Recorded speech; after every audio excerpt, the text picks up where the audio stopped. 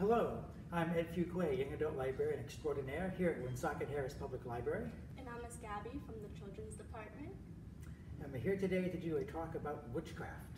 Yes, okay, I was the one that... You suggested it was your idea. I requested this. What is it about witchcraft that you like? I don't know, it's always drawn me as to how people in general just sit there and they'll do spells or potions or... It's just, I don't know, I always found it fascinating ever since I was a kid. Well, the history of witchcraft is a strange and fascinating one. It is. Because when as a kid, I always just kind of thought of it as the Wizard of Oz, the green face, and then just knowing it can literally, anyone can walk by you and practice it, and it's so cool to me. There's a big difference between the way it's portrayed in books and movies and the way people practice it in real life, and the unfortunate implications of the historical context that it's all bound up in. Yeah, definitely. I've been doing some research on it, needless to say. Okay. So there's a lot of ground to cover, and a lot of it is really horrible ground. I'm in for a treat. Yeah, well, there's a lot of trigger warnings in this one. Some of this stuff is so awful I have to really fight to keep it fit for a family audience. Yeah. It's some really terrible stuff that went on in the past. Just be warned.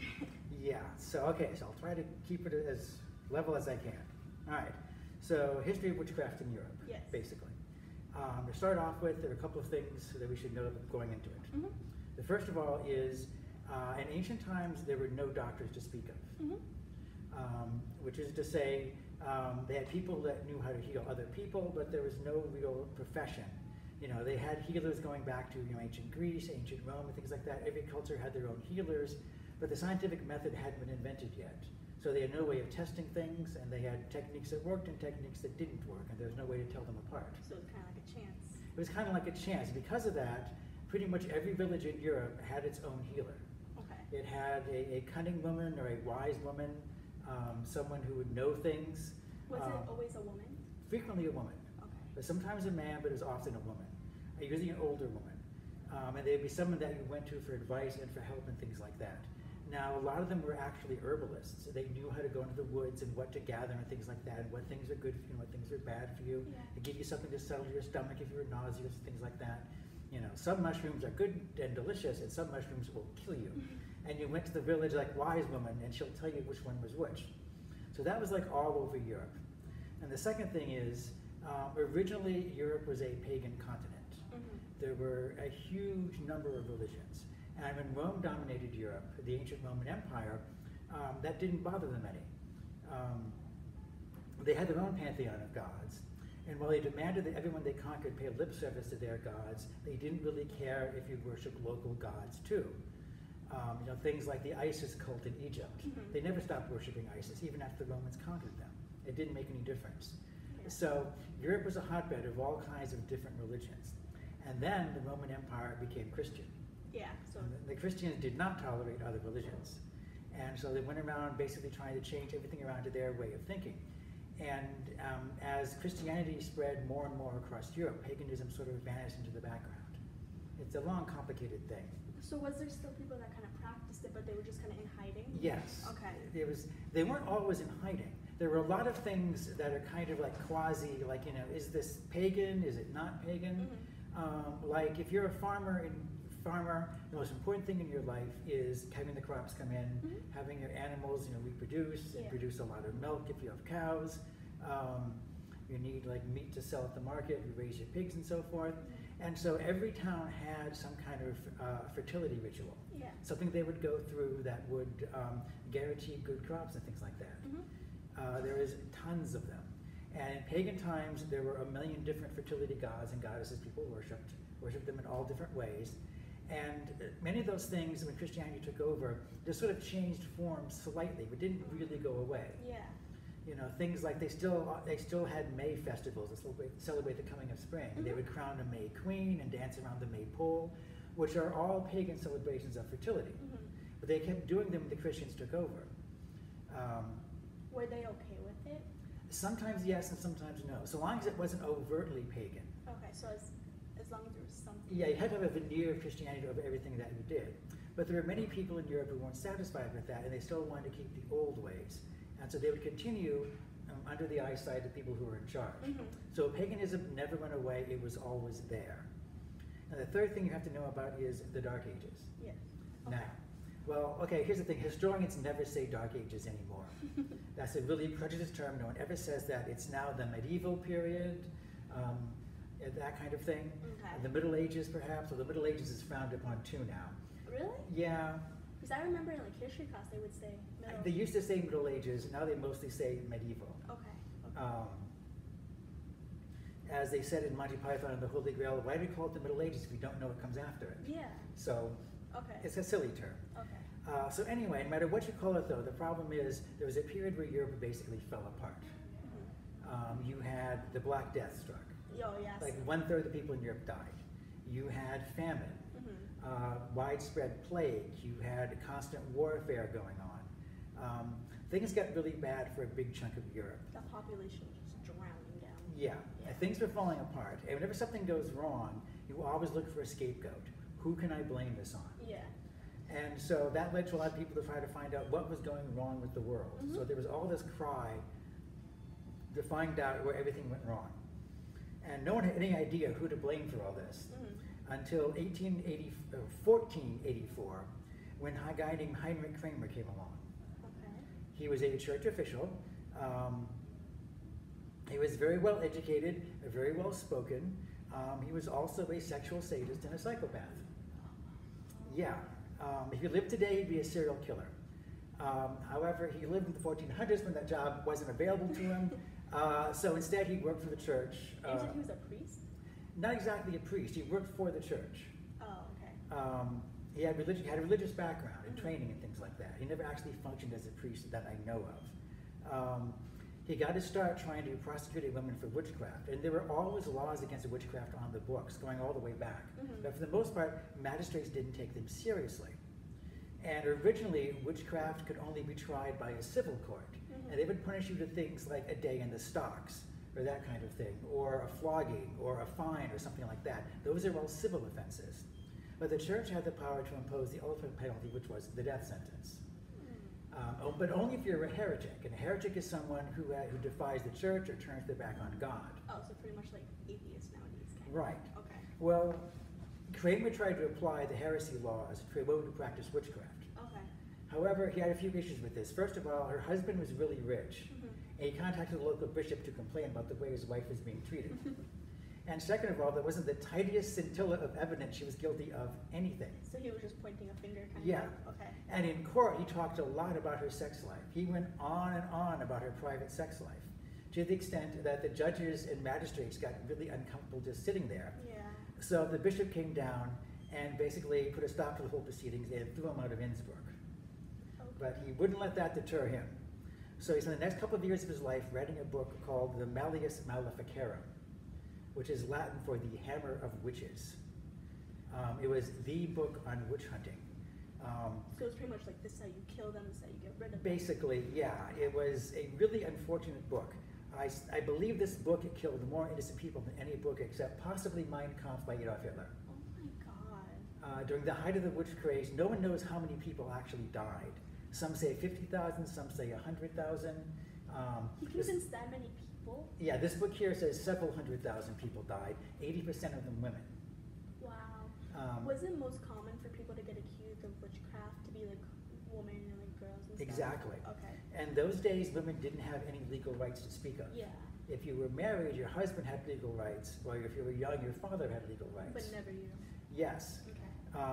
If you're a single woman, if you're a widow whose husband had passed away, and they accused you of something, you were in trouble. You had very little legal standing in courts. Wow. So it'd pretty much be like whatever you say, like you're wrong. Yeah. Kramer, because he was intelligent and very highly educated, wrote the book so that you can't argue against him. He says early in the book, and like the very first page of the book, he says that witches are such an important part of the Catholic Church that to maintain the opposite opinion of their existence smacks of heresy. So he literally said you are guilty of the crime of heresy if you tell him that person isn't a witch. So when he makes an accusation, he's setting it up in advance, so you can't deny him or tell him that he's wrong. Because if you deny him, you're a witch. Exactly. If you stand up against him, you're a witch, and he can arrest you and have you prosecuted. And if you try to complain to him that innocent people are dying, he will say, oh no, because God would never let an innocent person suffer. Therefore, every person he arrests has to be guilty, and he knows that because God lets them be arrested. Oh my gosh. Yeah. Oh, that's crazy. Oh, yeah, crazy is the word for Heinrich Kramer. Oh my. He was dangerously unstable. Reading the book is like going into the mind of an incredible psychopath. Is it possible to like get your hand on a copy of it? Yes, it is still in print. I had a copy here in the library for a while, but someone stole it. Hopefully not to persecute witches. Yeah, it is an awful, awful book. Yeah, he was obsessed with sex in a very unhealthy way. He goes on and on with chapter after chapter about witches joining with the devil, witches joining with various demons, witches joining with animals. He also was the first person to say that homosexual acts, men with men and women with women, were the exact same thing. He's the first one to equate those things together. So he lumped homosexuality along with witchcraft as being heresy that you could be burned at the stake for. That just like makes me uneasy. It's, yeah, if you read the book, you need to shower afterwards. It is just awful. He devotes several chapters to torture because he was very big on torture. And like what forms of torture? Yes, he develops what kind of torture you should use, how long you should apply it. He goes on and on at length in detail about the tortures. Dead. Yes. It was awful. The things they would do were absolutely hideous. Even if you lived through it, which is very unlikely, you'd be crippled for life because he would shatter your bones, pull your arms out of their sockets. There was no escaping it. That's like some therapy after, like. Yeah, well, his technique was you'd accuse someone, basically any woman, arrest her, torture her, and there's always a sexual humiliation involved with it. He believed women had to have the mark of the devil on them somewhere because they were a witch, which would involve him searching them everywhere, every part of their body, to find that mark. Which is something I assume he enjoyed a great deal, because it was mandatory. If you arrested a woman, you had to do that. It was right there in the book. They had no choice. Knowing him, like, what you're saying is probably like, you're a witch, you're a witch, you're a witch. Yeah, it's hard to imagine anyone ever took him seriously, but clearly they did, because this influenced the laws of Europe for centuries, for hundreds of years. This is how they looked at, the justice system looked at witchcraft. Yeah, he would arrest someone and torture them until they confessed. Wow. And they would... It's like they would have to confess because they would want it to stop, kind of. Eventually, virtually everyone confessed. A few people stood up and just let him torture them to death. Yeah. But for the most part, people confessed eventually. And once they confessed, he would say, aha, I knew I was right.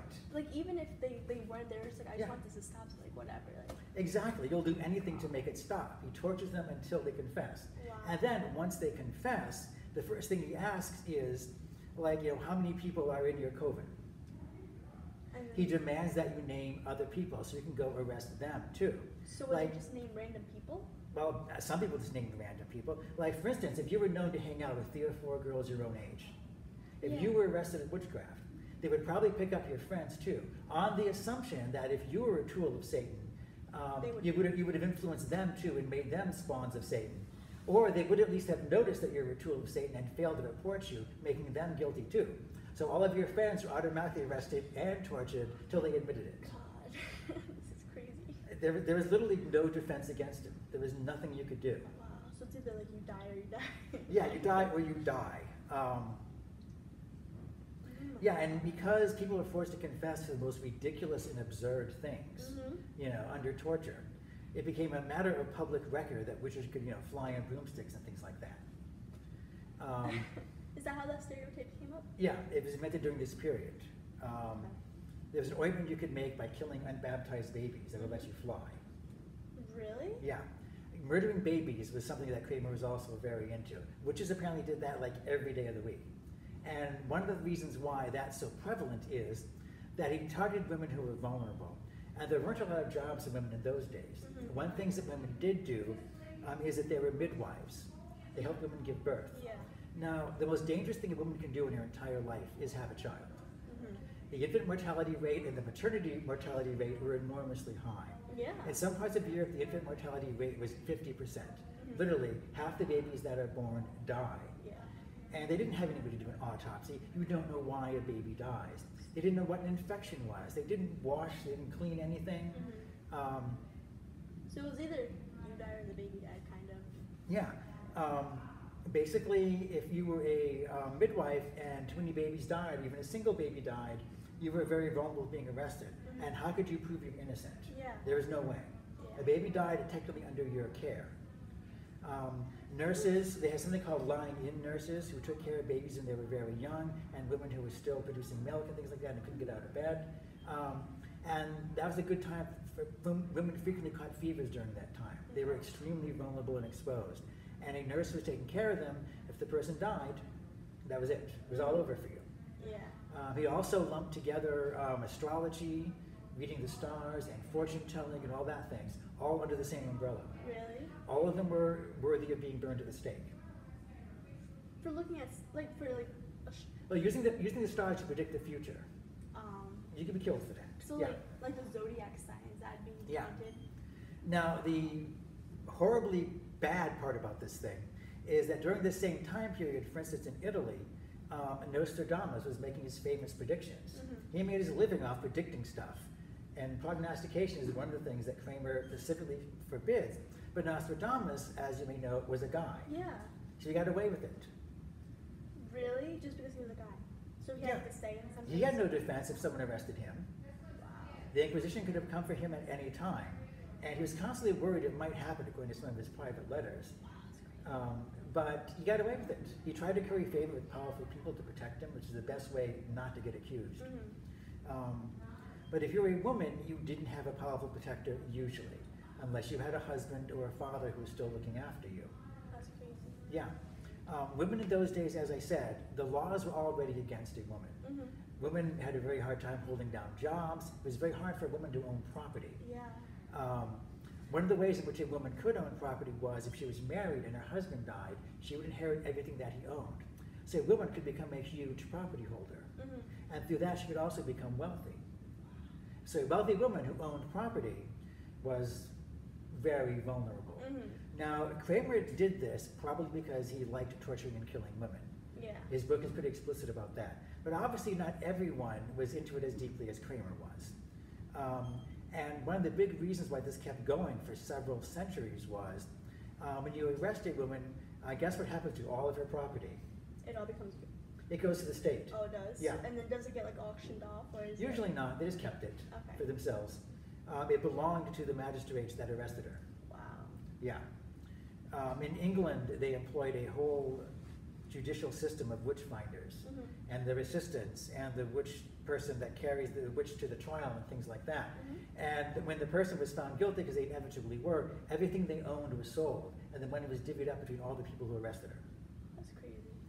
It made a lot of people fortunes. And again, a woman had no recourse in those days because the system was so rigged against them. You know, that reminds me of like a story. So there was back in like the Renaissance era, there was this girl, and like back then, like you could never get like divorces. It was like frowned upon pretty much. So she made like this poison, I guess. It's called aqua tofana. I don't know if you've ever heard about I that. haven't heard of it, but poisons were big. So it's pretty much like a poison that like can't be tracked. Yeah. So in your system, it wouldn't be tracked. So she like covered it up with like a makeup stand, pretty much, and she would sell it like to girls who wanted to pretty much kill their husbands. And she did it for almost 50 years. And then when she finally got caught, she got trialed as a witch, and she got burned at the stake. And that was like crazy to me. So they couldn't tell the difference between picking a plant, and it makes your headache go away if you chew the sleeve, or picking a plant that kills you. It was all considered to be witchcraft if you knew what plants were powerful and what plants were ordinary. Pretty much. Yeah, she was accused of being a witch for that. She was a murderess, but Yeah. And it was around like in Italy too. So. Yeah, it was in Italy. Yeah, poison was very big in Italy. Wow. Supposedly the Borgias, Pope Alexander was a Borgia. Cesare Borgia and Lucretia were his kids. And supposedly the Borgia family had a personal poison that they had invented themselves that was untraceable. Yeah. Yeah, two of Lucretia's husbands died mysteriously, let's say.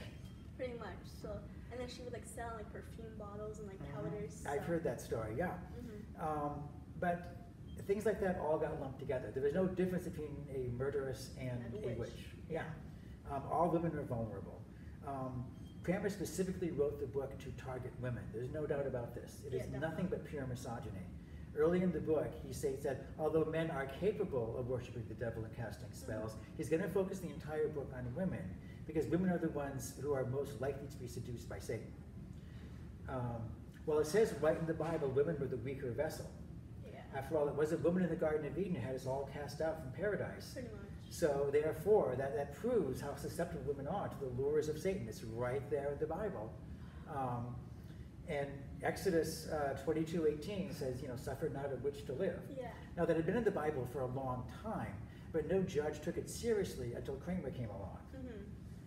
That kind of thing just wasn't done. Many magistrates wouldn't hear charges of witchcraft at all. Like, did anyone ever be like, yeah, you're crazy, stop, or were they always? In his lifetime, no. But this went on for hundreds of years. The witch craze, what they call the burning times, by modern day pagans, referred to it as the burning times. It went on for hundreds of years, long after Kramer died. His book, Malice Mouth of Karen, became the law of the land and kept being enforced, and it was opposed several times. But the problem was that the Pope wrote a papal bull supporting the book and giving him authority to do this. Really? So it had the imprint of the Catholic Church, which ruled Europe during the Middle Ages.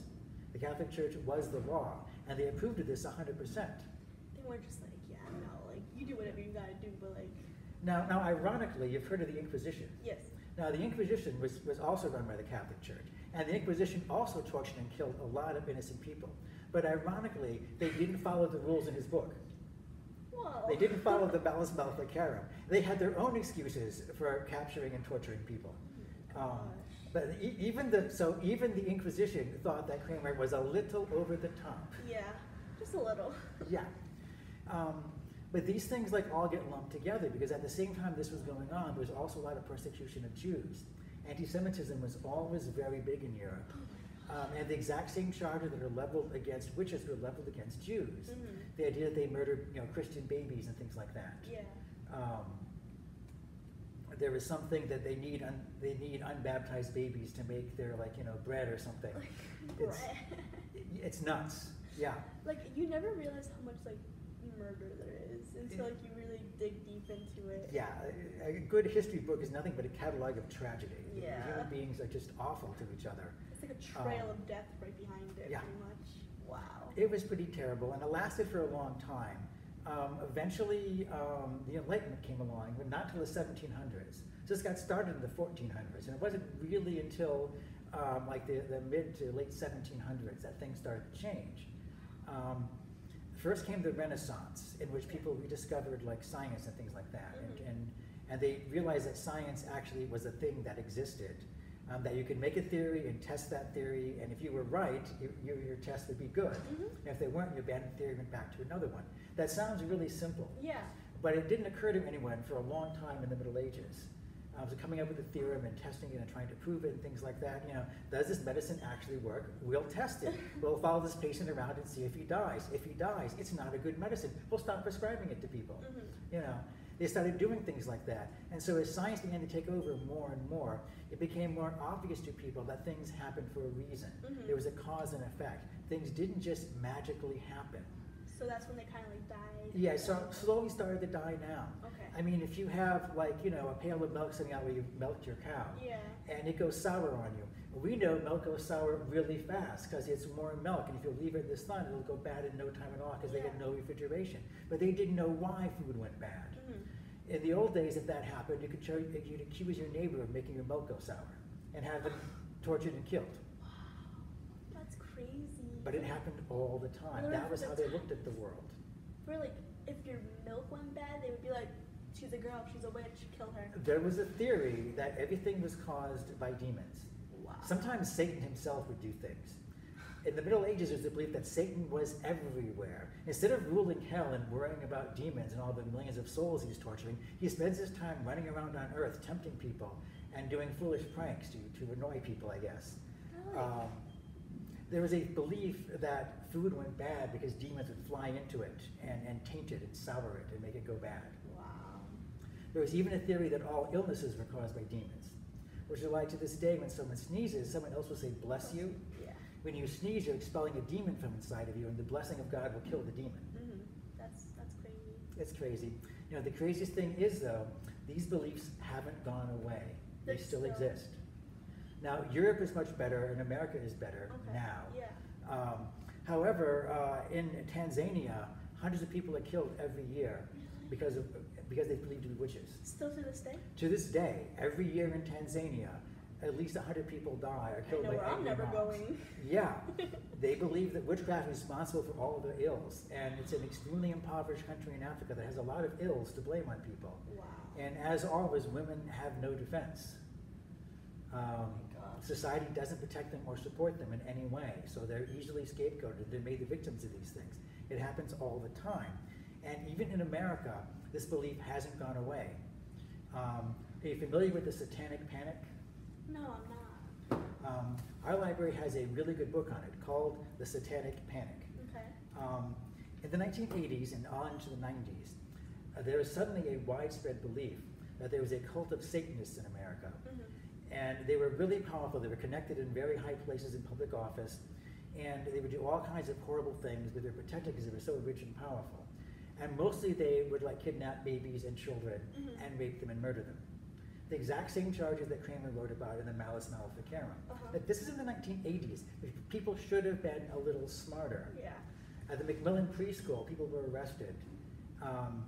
And they had DAs interrogating these kids, getting them to say what the teachers had done to them. And their stories were absolutely ludicrous, would have been thrown out of any decent court. Oh my God. But when there's a public panic going on, there's a moral panic that drives officials who should be smarter than that to do things that are in violation of the law, just to make people feel better about it. So the fear of Satanists in the 1980s was so bad, people were sent to prison. No one was burned to the stake, fortunately, but people were sent to prison because of these incredible charges that were completely unfounded, absolutely no evidence whatsoever against them. And to this day, many people will tell you there was still a powerful cult of Satanists who were secretly pulling strings behind the scenes. Oh yeah, definitely. There's still is. But that whole idea, there's a hidden force, a hidden hand making evil things happen. It goes way back to the Middle Ages, because human beings in a lot of ways don't ever change, sadly. I know. I believe that there is cults that that do bad things. Yeah. But I don't know. I don't think that the devil himself is pulling the strings like a puppet. It's a tricky thing. Yeah. I mean, I know lots of people who are Wiccan, who are interested in the occult, and for the most part, they're totally benign. Many of them are really sweet. Yeah. And I'm sure, actually, I do know some people who call themselves Satanists. I lived in Providence. Long story. But none of them are powerful. None of them are capable of doing very much at all. I know. I don't think that they were go out and on a killing spree on a random Friday. Maybe they're bored. Yeah. But there are a handful of serial killers who like to label themselves Satanists. But they just they put a bad name to it, kind of. Yeah, people like Charles Manson are called the Satanists. He was a nut job who didn't have any cohesive philosophy whatsoever. Yeah. Let alone being part of a larger conspiracy. So the witch craze, the Middle Ages, the burning time, although it went away, in a lot of ways it still hasn't gone away. That fear of the unknown, that fear of the evil other that's out there. And we still live in a society in which women don't have equal rights to men. Oh yeah, definitely. Yeah. Definitely. So yeah, sometimes bad things stick around. And speaking of America, America had a very famous incident of the witch craze. It wasn't a burning time because America never burned witches. We just hanged them. Oh yeah. Oh. I'm going to talk next time about Salem, Massachusetts, which is very close to us geographically. So it's, I've been there. Salem is a very big thing up here in New England. Yeah. And it was a very interesting and unique thing that happened up there, which we'll get into more for our next book talking. Yes. By the way, the book that I researched for the thing about the burning time was called Witch Craze. Okay. This was the first book that kind of took a feminist look at the historical record. It pointed out, really, it's only women who were tortured and killed, Yeah, pretty much. Shows the reality of it all. Yeah, it's almost always wrong to say something was a conspiracy, but this was a huge movement to silence and destroy women. Yeah. Women could be arrested for being opinionated, for speaking their own mind. That was a sign that Satan was influencing them, clearly, if they weren't obedient. And silent, which is supposed to be according to the Bible. Oh my gosh.